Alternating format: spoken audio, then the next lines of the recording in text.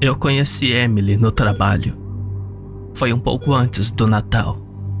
Os feriados são sempre ruins para os hospitais, mas naquela noite, eu juro que a cidade enlouqueceu. Os pacientes chegavam mais rápido do que podíamos tratá-los. Colisões de trânsito, tiros, agressões, vítimas de queimaduras e uma série de tentativas de suicídio, das quais Emily foi a mais memorável. Com a pele coberta de cortes longos e inflamações como listras de tigre, lábios rachados e assaduras de corda em volta do pescoço, era como se alguém tivesse tentado transformar uma linda estátua de mármore em uma pinata de Halloween. A extensão total de seus ferimentos ficou clara na mesa de operação. Sem entrar em detalhes, ficou muito evidente que ela passou muito tempo se machucando. As feridas recentes mascaravam muitas cicatrizes, juntamente com traumas mais profundos e muito mais antigos. Para encurtar a história, ela sobreviveu. Fiquei de olho nela nos dias seguintes. Ninguém veio visitá-la na UTI. Nem família, nem amigos, nem qualquer pessoa importante. Eu serei honesto. Sinto que não pertenço à enfermagem. Não porque eu seja ruim no meu trabalho, na verdade, eu estou muito mais perto da excelência. Mas porque meus pacientes me assombram. Os que vivem, os que morrem, até mesmo suas famílias. Todas ficam comigo, não importa o quanto eu tente me desconectar. Emily não foi diferente. Na verdade, ela me preocupou mais do que o normal. A crueldade de sua automutilação, juntamente com as histórias de terror implícitas em seus ferimentos mais antigos, me tocou profundamente. O mesmo aconteceu com sua solidão. Depois que ela recebeu alta da UTI, decidi ir vê-la. Fui no dia seguinte de folga e tive a precaução de levar minha bolsa de ginástica caso precisasse de uma desculpa para sair. Bati no batente da porta. Ela olhou para mim com indiferença. As cavidades sob seus olhos estavam tão pronunciadas como sempre e ela tinha uma aparência muito particular. Algo que a fazia parecer ao mesmo tempo muito velha e muito jovem, que associo isso a pessoas que estão esperando para morrer. Eu sou enfermeiro aqui no hospital, eu disse sem jeito. Eu estava no seu consultório na noite em que você chegou. Ela deu um sorriso fino que não alcançou seus olhos. Obrigada. Não precisa agradecer, eu só queria ver... Respirei fundo, me amaldiçoando por minha estupidez. Queria perguntar como você está. Seu rosto não suavizou. Certamente não ficou quente, mas algo mudou. Um lampejo de alerta, uma sombra de interesse. Tão bem quanto você esperaria. Isso foi um erro, percebi. Minha presença era inútil na melhor das hipóteses e prejudicial na pior. E provavelmente violava a política do hospital. Eu precisava ir embora. Eu não quero incomodar você, mas eu ficaria feliz se você continuasse aqui. Quero dizer, não aqui no hospital, mas aqui, viva. Eu mal podia acreditar nas palavras que saíam da minha boca. Eu queria afundar no chão e desaparecer.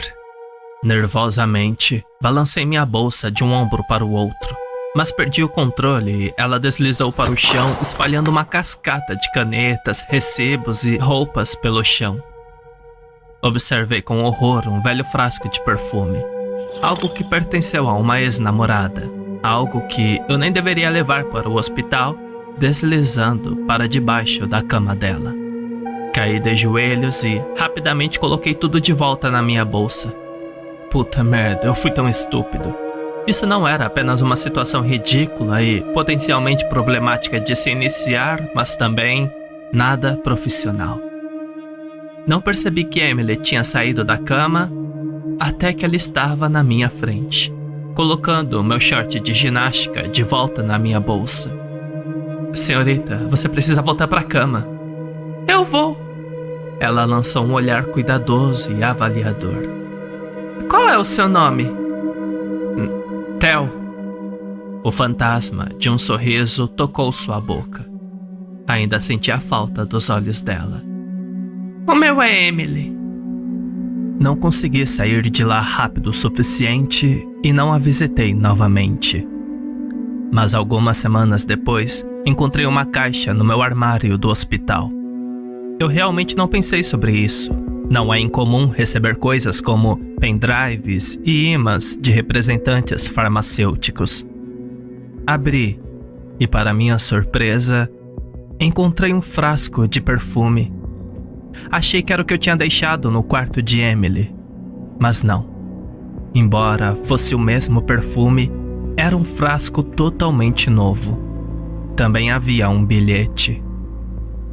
Apenas substituindo o que roubei, mas podemos trocar se quiser. Assinado, Emily. Embaixo havia um número de telefone. Mesmo sabendo melhor, liguei para ela depois do meu turno. Ficou óbvio desde o início que Emily precisava desesperadamente de companhia. Ela não tinha ninguém, sem família, sem amigos, ninguém além de mim. Foi difícil estar com ela. Emily era extremamente frugal com seus sentimentos o tempo todo. Ela tendia a mergulhar no silêncio do rádio, muitas vezes por vários dias seguidos, antes de voltar à minha vida como se nada tivesse acontecido. Eu não teria tolerado isso de mais ninguém, mas Emily não era como qualquer outra pessoa. Eu confrontei isso uma vez, cheio de raiva justificada e uma sólida medida de suspeita. A resposta de Emily foi um sorriso sombrio e incerto, que era desarmante por sua franqueza. Emily nunca estava aberta. Ela guardava seus sentimentos como se sua vida dependesse disso. E então, aquele sorriso. Aquele sorriso triste, de autoaversão e brutalmente honesto me desarmou completamente. Eu sei que é errado, disse ela. Mas às vezes me canso de me impor a você. Eu quase pude entender. De maneiras que não conseguia identificar, Emily estava sempre à beira do precipício. Ela precisava muito, mas não sabia como pedir ajuda. Mais de uma vez entrei no apartamento dela e a encontrei enrolada na cama, chorando. Ela nunca me disse o que havia de errado. Nunca me disse o que ela estava sentindo ou pensando. Às vezes, estar com ela era como estar em um hangar escuro como o breu. A porta estava ali e eu sabia que a chave estava em algum lugar próximo. Mas era tão vasto e escuro que não havia chance de encontrar. Mas nem sempre era ruim. Ela gostava de ir a lugares, restaurantes, parques, praias, parques de diversões. Seu lugar favorito era uma praia isolada cercadas por altas falésias rochosas. Nesses passeios, ela parecia viva. Eu adorava estar com ela em dias assim. Mais importante ainda, me senti confortável com ela. Eu não sentia como se a conhecesse minha vida toda. Na verdade, na maioria das vezes parecia que eu nem a conhecia. Mas senti que nos encaixávamos, que nos pertencíamos. Às vezes, eu tinha certeza que ela sentia o mesmo. Ela costumava ser gentil e calorosa, como se tivesse orgulho de estar comigo. Às vezes, ela olhava para mim. Realmente olhava para mim como se tivesse esquecido que todo o resto existia. Em momentos assim, ela sorria. E este sorriso sempre alcançava seus olhos. Mas, com a mesma frequência, parecia que ela estava se rebelando contra esse sentimento de pertencimento. Ela estava quieta a ponto de não se comunicar e irritantemente distante. distante o suficiente, na verdade, que frequentemente pensei em terminar o relacionamento. Mas nunca cheguei a este ponto porque Emily possuía uma habilidade incrível de diminuir essa distância antes que eu pudesse puxar o gatilho metafórico. Como eu disse, foi difícil, mas eu a amava e queria estar com ela, mesmo quando as coisas começaram a piorar, mesmo quando ela ficou cada vez mais distante, mesmo quando ela começou a ficar cruel. Eu disse a mim mesmo que valia a pena. Tivemos nossa primeira briga de verdade no nosso segundo aniversário. Não me lembro do que se tratava ou de quem era a culpa. Só me lembro do desprezo frio, quase desumano, que ela me olhava. Eu nunca na minha vida fui olhado do jeito que ela olhou para mim naquela noite. E isso me destruiu. Então eu disse a ela que tínhamos terminado e saí de lá o mais rápido que meu carro me levou. Fui até a praia, encostei meu carro no canto mais distante do estacionamento e chorei por uma garota pela primeira vez na minha vida. Quando terminei, recostei-me e respirei fundo. Deixei escapar lentamente, em turnos, como um trem apitando. Para minha surpresa, me senti calmo, acalmado, relaxado, limpo. Inferno, eu me sentia bem. Essa era a pior parte de tudo. Perceber que me sentia muito melhor sem Emily. Ela não ficou fora, no entanto. Na verdade, ela veio me ver apenas 2 noites depois. Seus olhos estavam arregalados e quase vazios, como uma boneca. Deixei-a entrar porque a amava e depois pedi uma pizza. Comemos em silêncio no meu pátio enquanto o alaranjado, brilhante pôr do sol escurecia até a noite. Finalmente, ela disse: "Eu sinto muito." "Eu sei, Emily." Ela passou as mãos pelos cabelos, captou a luz moribunda e pareceu brilhar. "Eu sei que algo está errado comigo. Eu não sei como consertar isso. Eu nem acho que isso possa ser consertado." Esperei em silêncio, fixando meus olhos nas últimas faixas coloridas do céu. "Não me sinto mais humana. Talvez seja esse o problema. Eu não deveria ser humana. Nem deveria estar aqui e eu sei disso." Sua voz falhou. Você estaria muito melhor sem mim." E ela mal parecia humana na escuridão que caía. Olhos impossivelmente arregalados, pele macia como porcelana tingida de ouro, cabelos brilhando na luz fraca. Estremeci e desviei o olhar. Eu esperava que ela chorasse, mas ela não chorou. Ela cruzou os braços sobre o peito e se recostou para olhar para mim. Então, em vez disso, olhei para ela, sentindo-me amargo, impotente e, acima de tudo, culpado. Porque, sim, eu estaria melhor sem ela. Os últimos 2 dias foi como férias. Eu me senti livre e leve, como se o sol finalmente tivesse nascido depois de um longo pesadelo. Mas, a meu próprio convite, a escuridão voltou. Minha boneca de porcelana, minha estátua de mármore, minha noite sem fim estava mais uma vez de volta à minha vida. Ficamos sentados em silêncio, juntos por horas. Finalmente, levei-a para a cama e fiz tudo o que pude para que ela se sentisse humana novamente. Mas nada melhorou. Piorou aos trancos e barrancos.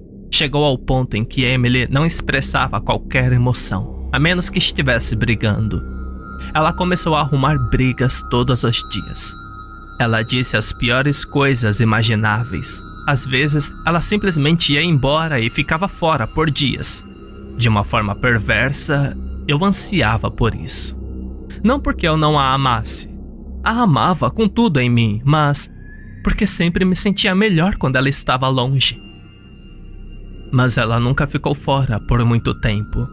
Ela voltava e se desculpava, dizendo que não sabia por que fez o que fez. E eu acho que eu até acreditei nela por um tempo. A automutilação atroz que ela infligiu a cada alteração foi convincente, assim como suas lágrimas e seu instinto de fugir para me poupar.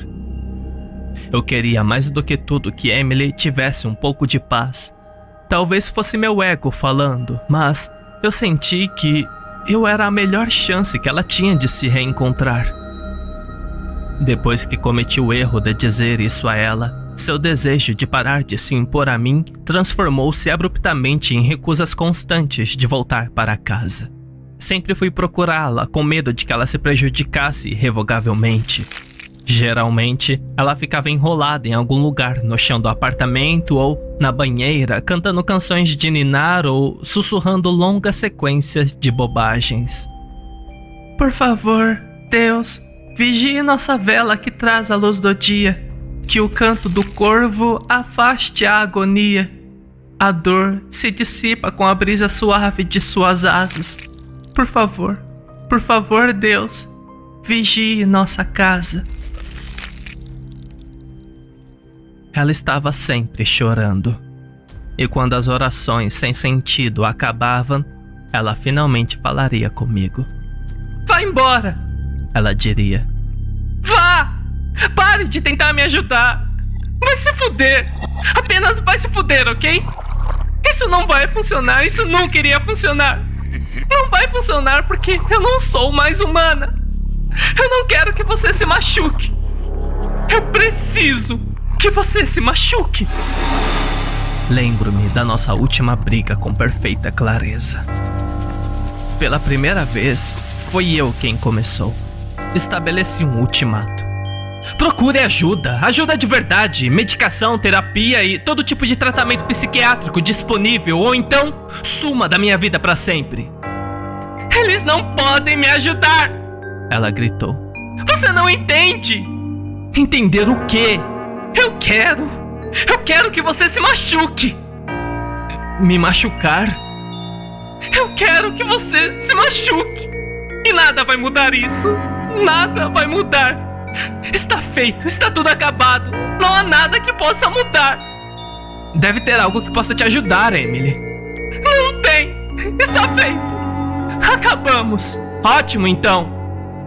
Lágrimas arderam em meus olhos. Olhei para ela e rezei para que não caísse. Eu não posso mais aguentar isso. Ela sorriu miseravelmente enquanto lágrimas escorriam por seu rosto. O que você não pode aguentar, Theo? Ela enxugou o rosto. O que você não pode mais aguentar? O tempo parou por um instante terrível. Eu a observei. As palavras vomitaram na minha garganta, colidiram uma com as outras e ficaram presas. Eram muitas. Eu estava engasgado com o que queria dizer, o que precisava dizer e o que não deveria dizer. O sorriso horrível de Emily transformou-se numa carranca. O tempo voltou a existir e, em algum lugar dentro de mim, uma resposta se rompeu. Eu não posso lidar com você! Eu não posso passar a vida tentando consertar você quando nem você tenta se consertar. Você não fala comigo, eu não sei nada sobre você. Você não quer me dizer o que você tem ou por que você é assim. Você está roubando meu tempo, Emily, e às vezes eu acho que nem é porque você precisa, mas só porque você pode. Ela empalideceu. De pele lisa e pálida, uma boneca de porcelana, uma estátua de mármore, para algo totalmente desumana. Ela então saiu e bateu a porta com tanta força que minhas paredes tremeram. A porta da frente do meu vizinho se abriu. O que eles pensariam quando vissem Emily? Me perguntei. Ela parecia uma escultura para eles? Como algo que não era mais humana? Ou será que a veriam ela como realmente era? Uma pessoa que sofreu muita dor por muito tempo para sequer sonhar que uma vida com menos dor fosse possível. Fiquei sentado, sozinho, chorando enquanto a noite escurecia e a lua subia. Minha tristeza foi amarga e dolorosa, nascida principalmente da culpa. Mas quando terminei, me senti limpo e vazio novamente. Eu estava em paz, eu estava bem, eu estava livre. No final das contas, eu realmente estava muito melhor sem Emily. Eu poderia respirar, poderia pensar e poderia me mover. Era como se alguém tivesse arrancado uma bigorna das minhas entranhas ou cortado cordas que me esmagavam lentamente como os construtores faziam com os ratos. Algo dentro de mim, algo que estava preso, estava livre. Mas a liberdade é solitária e a solidão é amarga. Levei uma semana para começar a sentir falta dela. E mais uma semana para que aquela sensação de perda se tornasse intolerável, até mesmo dolorosa. Certa manhã, acordei lúcido e determinado. Eu precisava falar com Emily. Eu precisava vê-la, precisava me desculpar, precisava garantir que sempre estaria ao seu lado. Entrei no trabalho sentindo-me revigorado e animado. Eu estava pronto para isso. Pronto para ser o que ela precisasse que eu fosse. Desta vez, para sempre. Quando cheguei ao posto de enfermagem, vi algo inesperado na minha caixa de correspondência. Uma pequena caixa branca. Uma sensação de mau presságio tomou conta de mim. Eu rasguei. Dentro, havia um relógio de pulso barato. Atrás dele, havia um bilhete com a letra de Emily. Apenas substituindo o que roubei. O turno seguinte foi o mais longo da minha vida. Quando finalmente acabou, corri até o apartamento dela. Ela não atendeu a porta quando toquei a campainha, então liguei para o telefone dela. Foi direto para a caixa postal. Liguei de novo e de novo e de novo. Temendo o pior, continuei batendo na porta dela. Eu não tinha percebido quanto barulho estava fazendo até a chegada da polícia. Eu estava frenético. Expliquei quem eu era e por que estava lá. Que Emily lutava contra a idealização suicida. Que eu tinha terminado com ela recentemente e estava com medo que ela tivesse se machucado e solicitei, por favor, uma vistoria de previdência agora mesmo. A polícia obedeceu. Mas Emily não estava no apartamento dela. O carro dela também não estava na garagem. A policial me disse que ela provavelmente tinha tirado férias, ido embora para clarear a cabeça. Pedi para que ligassem para o trabalho dela, mas estava fechado naquele dia. Os policiais disseram que tentariam pela manhã, mas enquanto isso que eu não me estressasse. Ela estava bem, eles disseram. Ela estava bem. Eu não comprei a ideia. Então, entrei no carro e fui até a praia favorita dela. Era uma noite nublada e ventosa que ameaçava chover. O estacionamento estava vazio, exceto por um carro dolorosamente familiar. O carro de Emily. Espiei pela janela do motorista. Ela não estava lá dentro, mas seu telefone estava no porta-copos. Mais assustado do que jamais estive na vida, corri pela praia até os penhascos. O vento correu em minha direção, ardendo em meus olhos e deixando meu rosto em carne viva. O frio era brutal, mas não diminuí a velocidade, nem voltei. Nem sequer pensei enquanto subia a trilha estreita até o topo das falesias, examinando a paisagem sombria. Eu não tinha ideia do que estava procurando, mas disse a mim mesmo que saberia quando o visse. E eu vi. Algo vibrou na minha visão periférica. Virei-me como uma figura emergindo das sombras, olhos brilhantes, casaco vermelho balançando ao vento. Mas não era Emily. Era uma pedra grande e irregular empoleirada na beira do penhasco. Emaranhado em torno dele estava o casaco vermelho. Eu me aproximei. Cada passo parecia incrivelmente lento e pesado, mas tudo ao meu redor era claro e nítido. Eu vi tudo. A grama, as vinhas, as pedras, os penhascos. o casaco, até o óculos escuro preso em uma fenda na rocha, brilhando ao luar como olhos. Aproximei-me da beira do penhasco e olhei para baixo. Não havia nada. Nada além de uma queda abrupta e ondas quebrando muito, muito abaixo. Ela realmente fez isso. Ela pulou desse penhasco. Liguei para a polícia novamente. Dessa vez eles me levaram a sério, mas não me deixaram ficar. Quando resisti, ameaçaram me prender. Então, saí gritando e xingando durante todo o caminho para casa, onde joguei tudo que pude pegar nas paredes, destruindo tudo no processo. Foi dolorido. Chorando e quase delirando, eu bebi até dormir. Eu tive um pesadelo com Emily. Ela era uma criança, mas eu a reconheci. Olhos claros e arregalados, e um emaranhado selvagem de cabelos da cor do nascer do sol. Ela se encolheu em um canto escuro de uma casa ainda mais escura, soluçando sobre as mãos em concha. Aproximei-me timidamente, sentindo que algo estava terrivelmente errado. Olhei para suas mãos e vi uma série de dentes ensanguentados brilhando levemente. Ela olhou para mim, pulei para trás assustado. Seu olho estava preto e inchado. Ela soltou um soluço de cortar o coração e vi que os dentes da frente haviam sumido.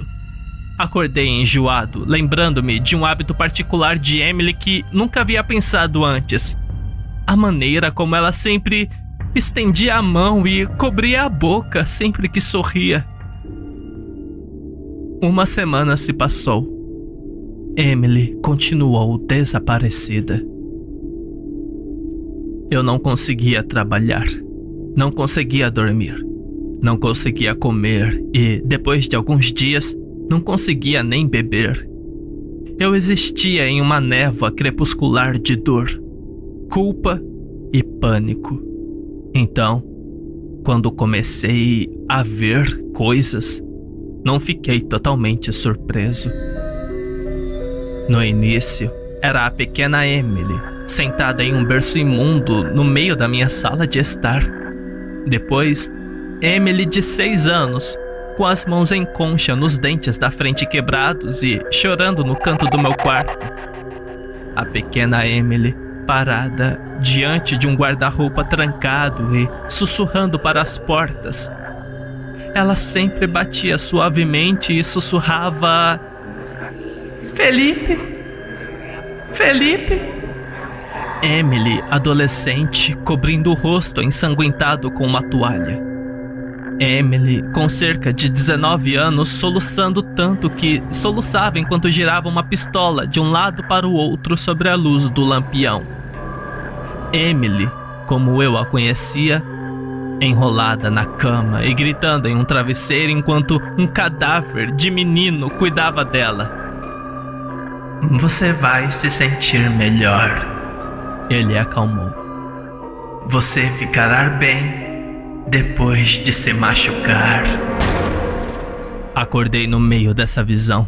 Levantei-me com um grito e cobri os olhos. Quando os abri novamente, Emily ainda estava lá, chorando e sangrando ao meu lado. Muito feliz por ela ter voltado, voltei para a cama e deitei-me ao lado dela. Ela não parecia me ver ou me ouvir, mas isso não era incomum para ela. Às vezes, tudo que ela via era sua dor. Mas eu podia vê-la, senti-la, tocá-la. Estendi a mão e acariciei seu cabelo. De repente, ela olhou para cima. Os olhos aterrorizados fixos em um ponto acima do meu ombro e gritou. Virei-me e vi uma mulher alta, com longos cabelos escuros e olhos ainda mais escuros. Voltei-me para Emily, mas ela havia sumido. Todos os pelos do meu corpo se arrepiaram. Fechei os olhos e me forcei a contar até 10 e me virei lentamente de novo. A mulher ainda estava lá, mortalmente pálida, uma paleta marmorizada de branco cadavérico e pura escuridão. Sua boca era enorme, tão grande que distorcia seu rosto. Olhar para ela fez minha mente girar. Ela fica melhor quando você se machuca, sibilou a mulher. Fechei os olhos e contei até 10. Quando os abri, ela havia sumido. Por mais difícil que seja descrever como é se apaixonar, é impossível explicar como é perder a cabeça. Eu não via a Emily o tempo todo, mas via em todos os lugares.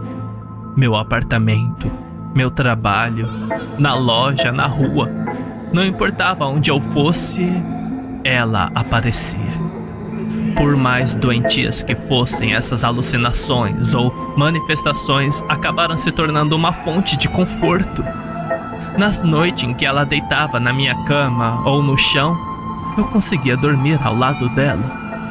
Muitas vezes ela estava quebrada, sangrando ou mancando, mas era ela, era Emily. E mesmo que ela não pudesse me sentir ou me ver, eu sentia que estava cumprindo minha promessa. Estava lá para ajudá-la.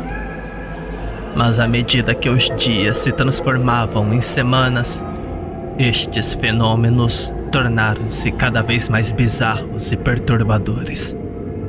Passei a acreditar que essas alucinações ou visões não eram produto da minha insanidade ou mesmo de comunicações do além.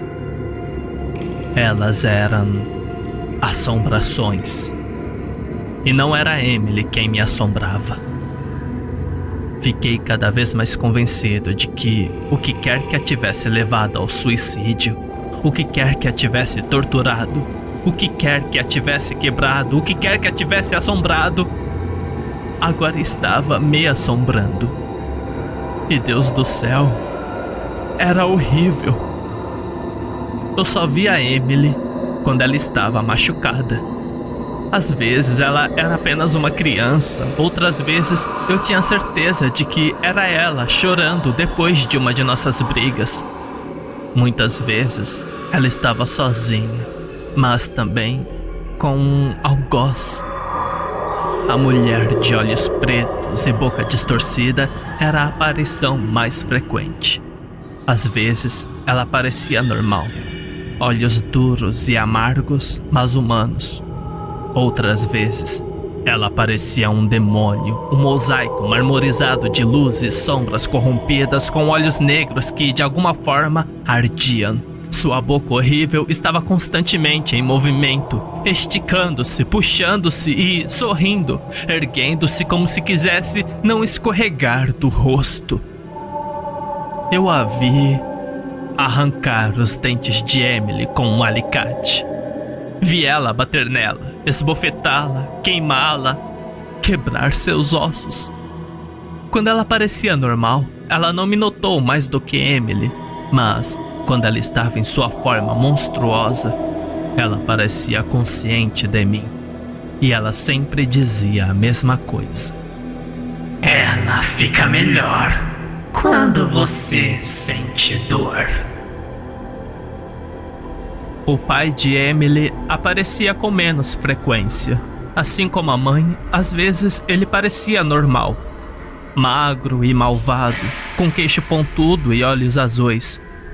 Às vezes, ele parecia um monstro, retorcido e apodrecido, com olhos bulbosos brotando por toda a pele saturada.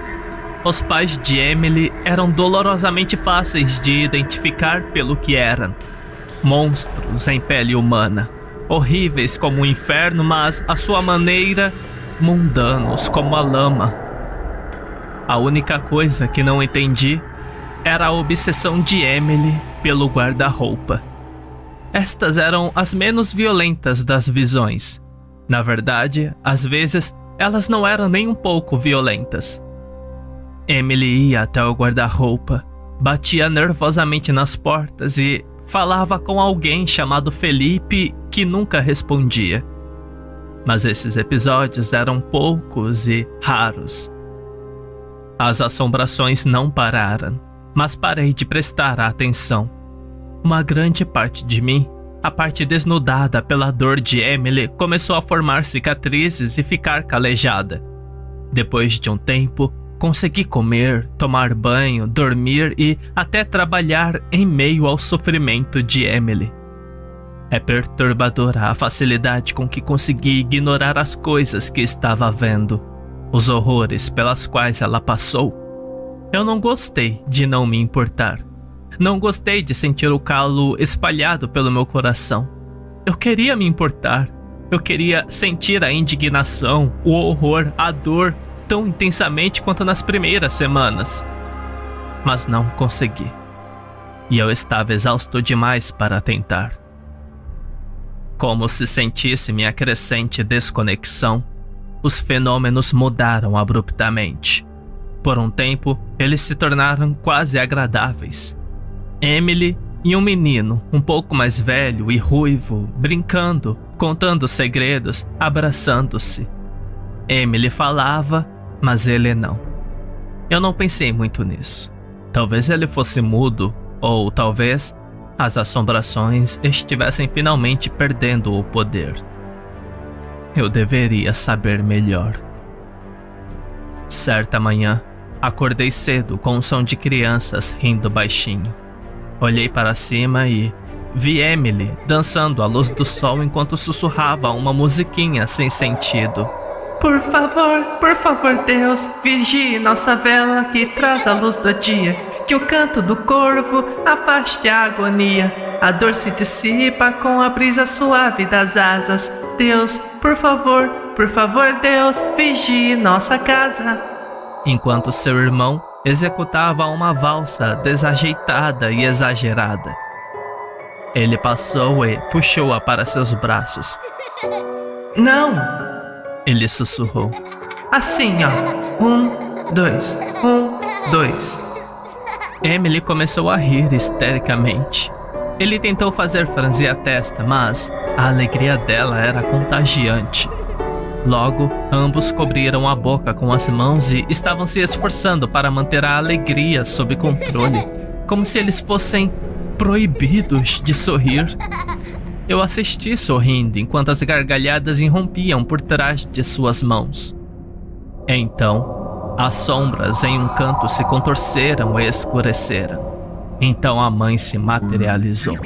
Sombra marmorizada, olhos negros brilhantes, boca horrível.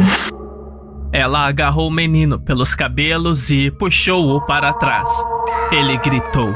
Ela gritou de volta, chamando-o de uma série de nomes viciosos. Então, ela o girou e se curvou, escondendo-o com o seu corpo. Ele choramingou e chorou. E depois de um momento, ele gritou. O grito mais longo, mais feio e mais doloroso que já ouvi.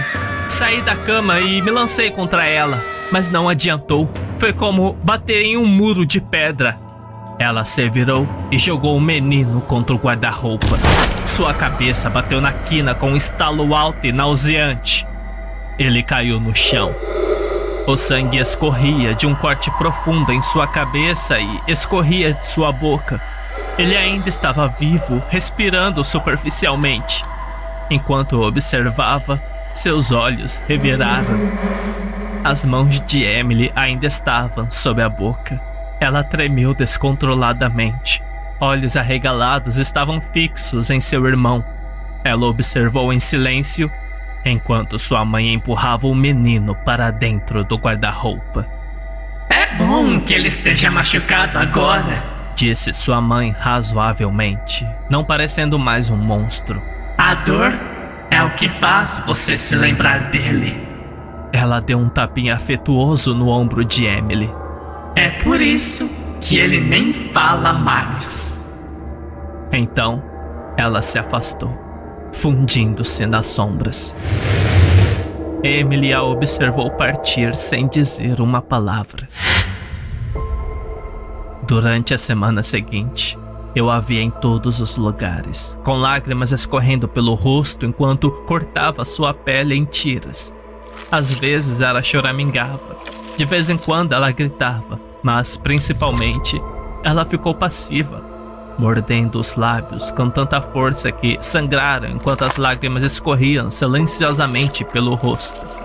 Logo vai melhorar, Emily, Felipe sempre sussurrava.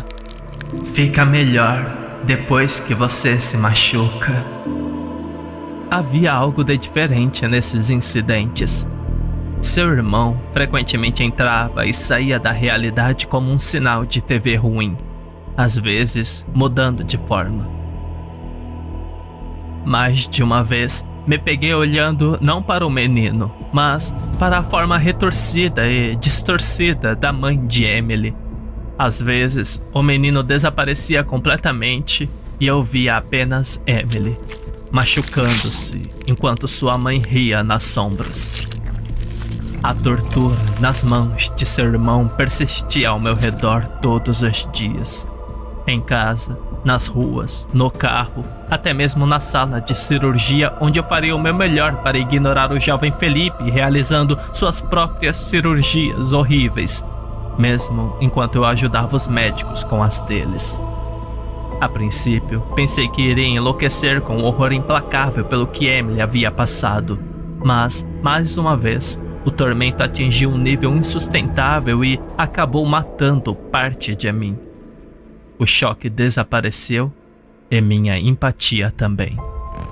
Em pouco tempo, isso também ficou calejado. A vida não voltou ao normal, mas chegou a um ponto em que eu poderia fingir que sim, porque nada disso me afetava mais. Eu podia vê-lo, passar por ele, sentar-me ao lado dele e até mesmo ficar deitado ao lado dele agora. Eu estava tão cheio de cicatrizes que podia continuar minha vida toda se nada disso tivesse acontecido. E estava tudo bem. Era melhor assim. O problema das barragens é que elas eventualmente se rompem. O meu se rompeu no trabalho. A assombração ao meu redor naquele dia era de Emily e seu irmão brincando. Esconde-esconde é uma permutação particularmente estranha de ciranda-cirandinha.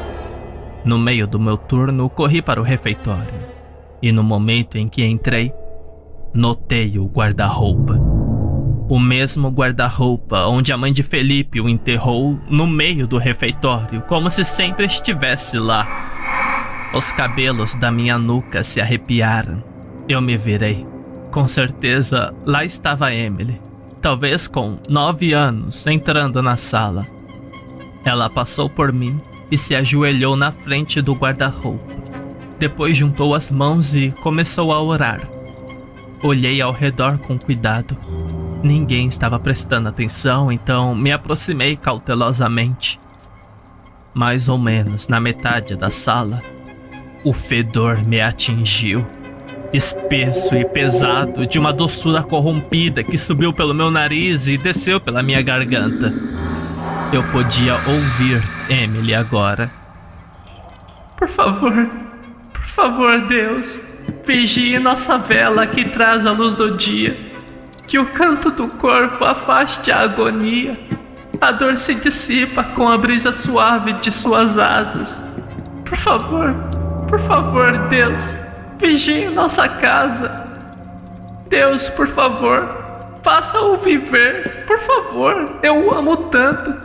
Por favor, Deus, traga-o de volta.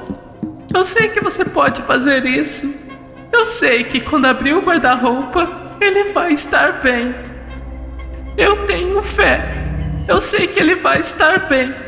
Eu sei que você o trará de volta. Eu te amo. Amém.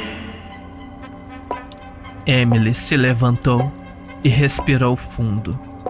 As lágrimas continuaram a escorrer pelo seu rosto. Ela fechou os olhos, pegou o guarda-roupa e abriu as portas. O fedor irrompeu como um boneco surpresa do inferno. Uma figura caiu derrubando Emily. Foi um show de terror. Rosto inchado, olhos esbugalhados, membros rígidos, tronco inchado e identificável apenas pelos longos e emaranhados cabelos ruivos. Emily chutou enquanto cambaleava para trás, estourando inadvertidamente a barriga distendida como um balão. Ela gritou. E eu também. Acabei sedado e internado no meu próprio hospital. Tive sonhos terríveis enquanto estava inconsciente. Retalhos de assombrações de Emily e de seu pobre irmão, Felipe. Ela fica melhor quando dói, pensei febrilmente. Ela fica melhor quando dói. Em algum lugar na névoa da histeria reprimida pelas drogas, tive uma epifania. Quando cheguei em casa, a adolescente Emily estava me esperando. Minha sala era um pesadelo. Ela ficou sentada, balançando no meio de tudo isso, curvada e chorando uma canção de ninar para o pequeno pacote em seus braços. Ele era uma abominação. A voz entediada de sua mãe soou no canto. Olhei para cima assustado.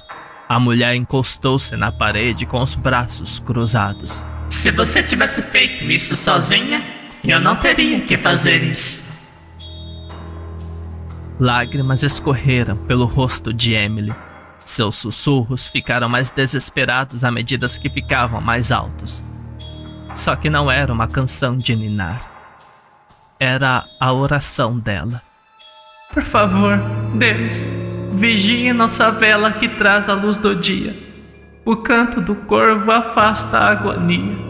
A dor se dissipa com a brisa suave de suas asas. Deus, por favor, vigie nossa casa. Eu cheguei mais perto. Era como na noite em que encontrei o casaco dela nas falésias. Cada passo era pesado e lento. Cada detalhe, nítido e brilhante. Mais claro do que nunca no exato momento em que eu queria ficar cego. Minhas pernas cederam. Tentei desviar o olhar, mas não consegui. Emily, por que você não me contou? Eu sussurrei.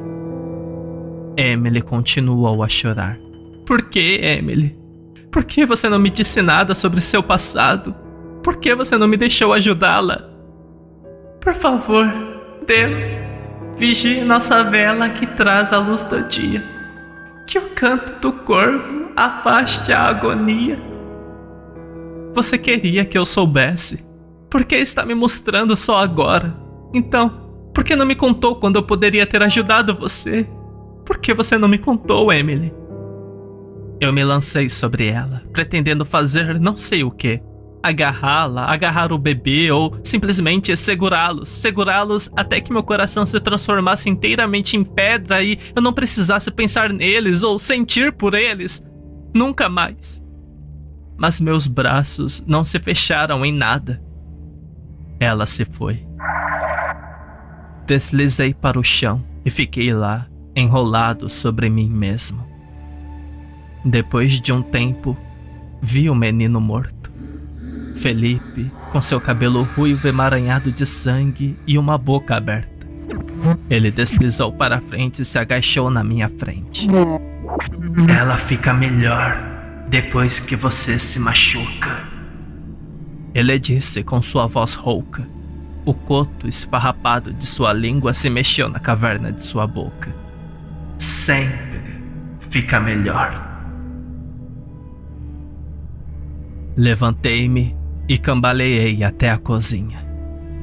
Peguei a primeira coisa que encontrei, uma faca, e fiquei ali, segurando-a pelo que pareceu um longo tempo. Depois, dobrei a outra mão sobre a lâmina e me cortei. Eu me machuquei até o amanhecer, imitando o que tinha visto. Lestras como os de tigre, queimaduras e hematomas e olhos escurecidos. Eu me machuquei porque queria que ela melhorasse. Por volta das 10 da manhã, ouvi uma batida na porta. Cambaleei até lá ignorando a dor que atormentava cada parte do meu corpo, e abri uma fresta da porta. Era Emily. Emily, mais linda do que nunca, esperando que eu a deixasse entrar. Abri a porta, ela olhou para mim com incerteza, arregalando os olhos ao perceber meus ferimentos. A angústia apareceu em seu rosto, mas ela não chorou. E por que ela faria isso? Ela se machucou muito mais do que eu. Eu a conduzi para dentro. Ela imediatamente me guiou até o banheiro, me colocou na banheira e entrou. Depois, me deu um banho com muito cuidado. Cada gesto, cada toque era extremamente gentil. Então ela me ajudou e me levou para a cama. Entre alívio, exaustão e perda de sangue, eu já estava quase dormindo. Mas notei algo que me perturbou profundamente. Quando ela chegou, ela estava adorável, saudável e brilhante, com pele de porcelana tingida de ouro, olhos brilhantes, cabelos dourados do nascer do sol. Mas agora, ela já parecia murcha, pálida, opaca e esquelética, como se estivesse doente há semanas. Minha mente tentou juntar as peças, mas antes que pudesse terminar, caí em um sono profundo sem sonhos. Quando acordei, Emily estava dormindo. Eu apenas olhei para ela, deleitando-me com sua presença, até que minha admiração por seu retorno deu lugar à preocupação. Precisando falar com ela, saber onde ela esteve, acariciei seu ombro. Então a cutuquei. Então a sacudi. Mas ela não acordou. Eu a virei. Uma descrença horrorizada caiu sobre mim. Ela parecia morta. Pele como papel, olhos fundos, crânio cadavérico, costela e ossos proeminentes, como se tivesse perdido metade do peso corporal em poucas horas. Olhei para cima, indefeso e em pânico. Eu vi uma presença sombria espreitando no canto. Olhos negros brilhantes, um buraco na boca recuado e um rosto pálido. E de alguma forma, eu sabia o que tinha que fazer. Fui até a cozinha, peguei a minha faca e reabri o ferimento na palma da mão esquerda. Quando voltei para o quarto, Emily estava sentada. Ela ainda parecia terrivelmente doente, mas parecia 10 quilos mais pesada e havia um toque de cor em seu rosto. "Não faça isso", ela disse. "Não vai melhorar." "Como você sabe?" O sangue escorria da minha mão e pingava no tapete. "Porque eu tentei." Ela se endireitou. "Você viu meu irmão, o Felipe?" Eu não respondi. "Eu tentei repetidas vezes e foi tudo o que consegui. Uma sombra podre. Não basta machucar, Theo. Machucar nunca é o suficiente." Eu a amava mais do que tudo. Eu a amava apesar de tudo. Eu a amava tanto que quase me matei para lhe dar outra vida. Então fui até a cama e sentei ao lado dela. Ela me observou com desconfiança enquanto eu levava a palma ensanguentada até sua boca. Seu rosto se contorceu, mas ela bebeu meu sangue. Emily vivia de dor. Eu tive que me machucar constantemente. Se eu não fizesse isso, ela adoecia e murchava. 2 dias sem nenhum ferimento recente foram suficientes para deixá-la inconsciente de fome. Então, me tornei meu próprio torturador. Facas, agulhas, corda, pedras, alicate, fósforos e muito mais. Se pudesse me causar algum ferimento, eu usava. A única concessão que fiz foi limitar os ferimentos a locais que pudessem estar escondidos sob as roupas. Afinal, Eu não poderia continuar apoiando Emily a menos que voltasse a trabalhar. Ela protestou a princípio. Ela chorou, gritou, lutou.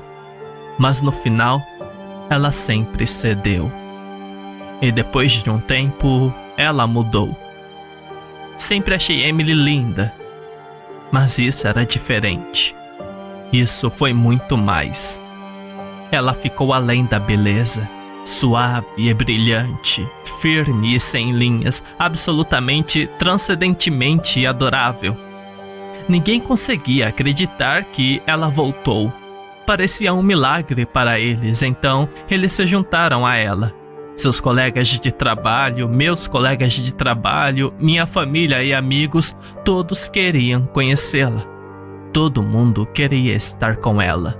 E Emily, minha estranha, quieta e ansiosa Emily, que era tão tímida que mal conseguia falar com as pessoas que conhecia, floresceu. Foi como se um interruptor tivesse sido acionado.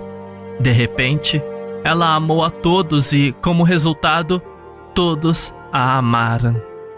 Isso me machucou profundamente.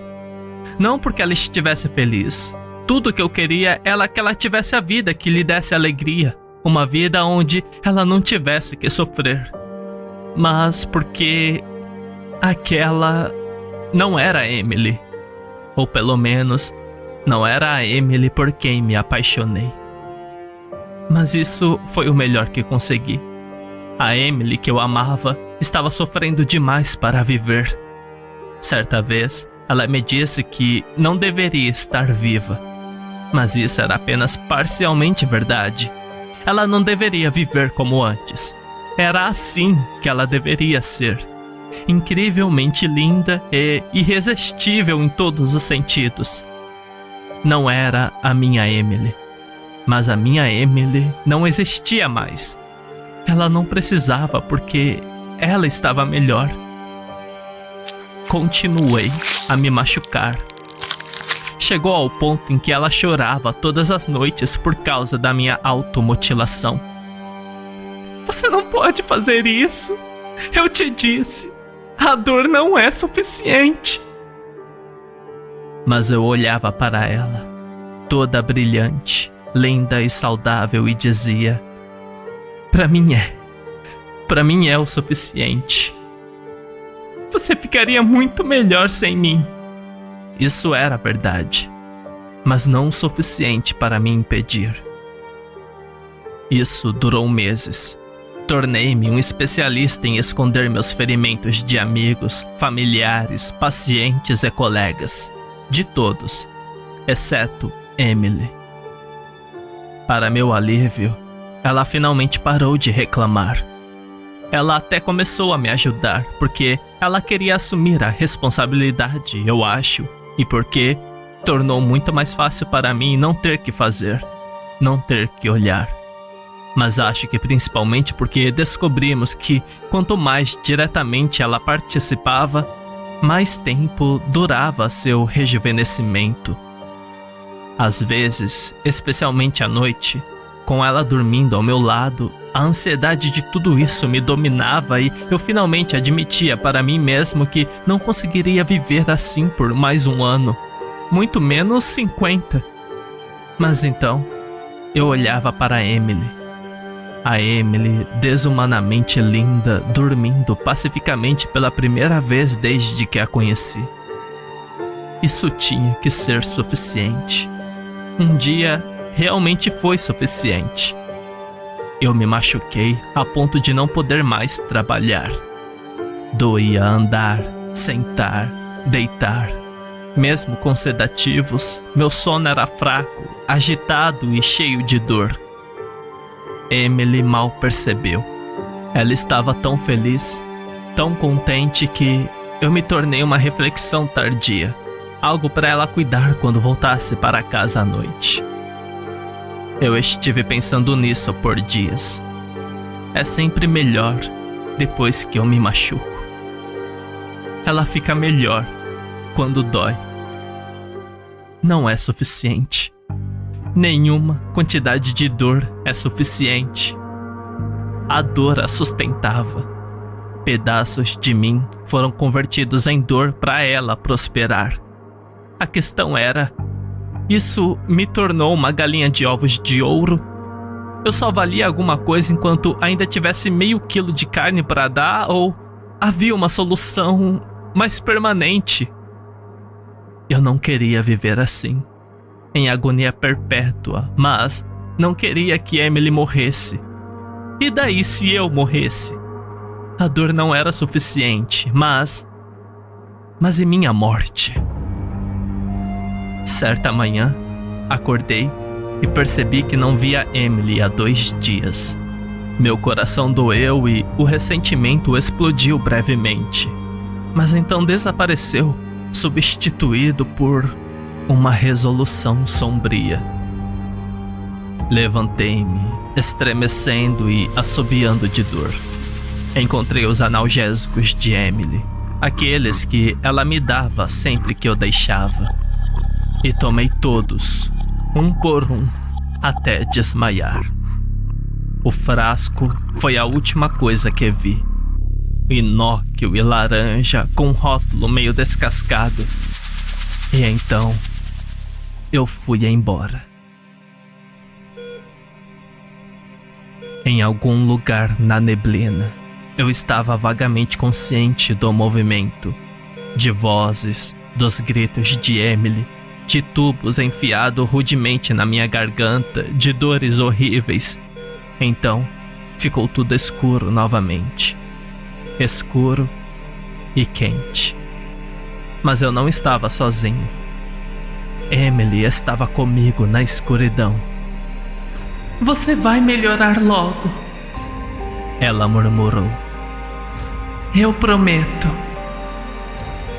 Quando acordei, meus pais estavam no meu quarto, que era o hospital mais próximo. Eles tentaram ser felizes. Eles sorriram, deram abraços e se alegraram. Mas havia sombras por trás dos sorrisos e dos olhos. Escuridão, fria e sem esperança. E eu sabia antes que eles dissessem uma palavra. Eu não conseguia nem respirar. Eu não era bom o suficiente ou forte o suficiente.